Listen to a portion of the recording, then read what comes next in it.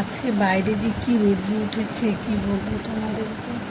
এখন ভালোই লাগছে না, মানে রৌদ্র তো বেশ ভালো, দিন একদম চকচক পরিষ্কার হয়ে যায়, কিন্তু না আমার একটু অসুবিধা হয় বেশি রৌদ্র উঠলে।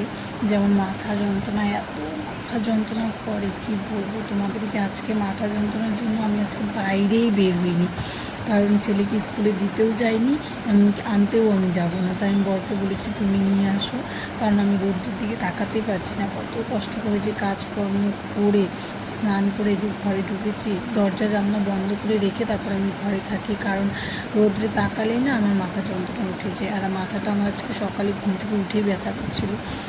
আর এত যে অসুবিধে যার আছে মাথা ব্যথা, সেই একমাত্র বলতে পারবে মাথা ব্যথাটা কী জিনিস। কী যে বলবো, ছেলে এখন চলে আসবে প্রায় 12:30 দিকে, 12:20 বাজে, একটু তাড়াতাড়ি ছুটি দিয়ে দেয়, তো 12:25 মতো চলে আসে। আমাকে কেমন লাগছে তাই না, সিঁদুরের এখানে টিপ পড়েছিলাম, শুয়েছিলাম না, হাত দিয়ে এরকম লেটে গেছে।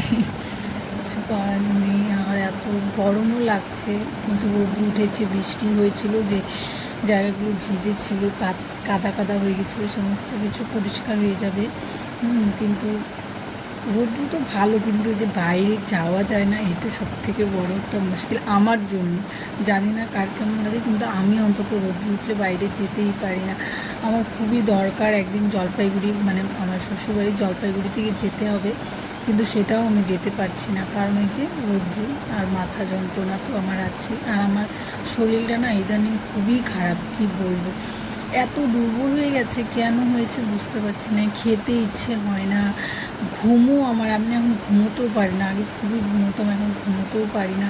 জানি না, আমার শরীরটা ভীষণই খারাপ, কিন্তু করার কিছু নেই, এভাবে তো থাকতেই হবে বলো। ডাক্তার দেখিয়েছি, ওষুধ খেয়েছি, তবু কেন জানি না শরীরটা ঠিকই হচ্ছে না। মানে আমাকে মোবাইলে দেখে মনে হচ্ছে আমি খুব সেরকম এসে আছি, কিন্তু আমি এরকম থাকার চেষ্টা করি, যাতে আমাকে লোকে দেখে বুঝতে না পারে আমার শরীর ভীষণ খারাপ।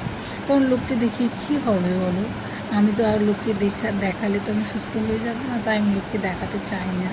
তাই আমি এমনভাবেই থাকি, সবসময় ঠিক থাকে। আর কেউ ফোন করলে, জিজ্ঞাসা করলে শরীর যতই খারাপ থাক, তাও আমি বলি ভালো আছি, কারণ আমি কাউকে জানতে দিতে চাই না। নাহলে সবাই শুনলে পরে বলবে কেন তুমি তো ওখানে একা থাকো, ভালোই আছো, সেরকম কাজ নেই। তবুও মানে কাজ নেই বলাটা ভুল, আমার কাজ অবশ্যই আছে। একটা বাচ্চার পিছনে একটা মা যে সারাদিন একা একা যে রাখে একটা বাচ্চাকে, সেই বলতে পারবি তার যে কী, মানে অন্য কাজের থেকে বাচ্চা রাখা ভীষণ একটা কষ্টকর একটা কাজ, কী বলবো। আমি তো ছেলে হয়েছে পর থেকে আমি 3 মাস বাপের বাড়ি ছিলাম, 3 মাস বয়স, তারপরে এখানে এসেছি। হ্যাঁ, 3 মাস বয়স থেকে আমার ছেলেকে আমি একা হাতে একাই মানুষ করেছি। যখন বাপের বাড়ি যেতাম আমার মা দেখতো, শ্বশুরবাড়িতে গেলে আমার শাশুড়ি মা আছে উনি, তাছাড়া আমি একাই যখন এখানে। আর আমরা গেলেও তো বেশি দিনের ছুটি নিয়ে যেতাম না, এই 10 দিন 25 দিন। আবার পুজোর ছুটি আগে 1 মাস ছিল, এখন ছুটিটাও কমিয়ে দিয়েছে, তাই এখন সেরকম একটা বেশি থাকা হয় না, যাই কয়েকদিনের জন্য। কী আর কিছু করার নেই,